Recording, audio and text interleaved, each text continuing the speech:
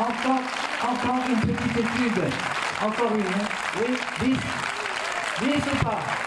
10. Allez, 10.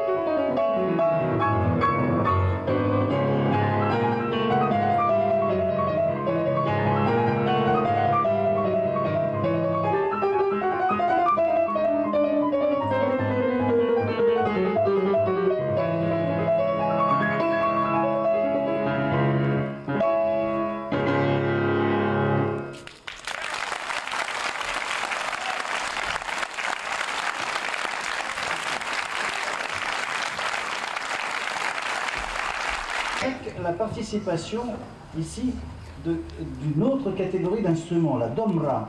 Cet instrument de musique est assez peu connu. Il ressemble un peu d'allure comme ça à l'extérieur à la mandoline. Cet instrument a eu une vogue certaine entre le XVIe et le XVIIe siècle. Le tsar Michel avait lui-même organisé un orchestre à la cour, et ces dombristes étaient des gens qui ressembleraient un peu à nos jongleurs, un peu à ces gens du cirque et un peu à nos troubadours. Certains étaient même montreurs d'ours, et leur particularité était de véhiculer un peu les moqueries qu'on pouvait porter notamment sur l'Église, ce qui a évidemment exaspéré l'Église. Ce qui fait que, vers le XVIIe siècle, cet instrument a pratiquement disparu. Il a fallu attendre 1888 pour qu'il y ait un concert avec des instruments supposés vulgaires, imaginez l'accordéon à l'Opéra de Paris, la balalaïka et la domra apparurent soudain et au cours d'une manifestation très mondaine, très officielle.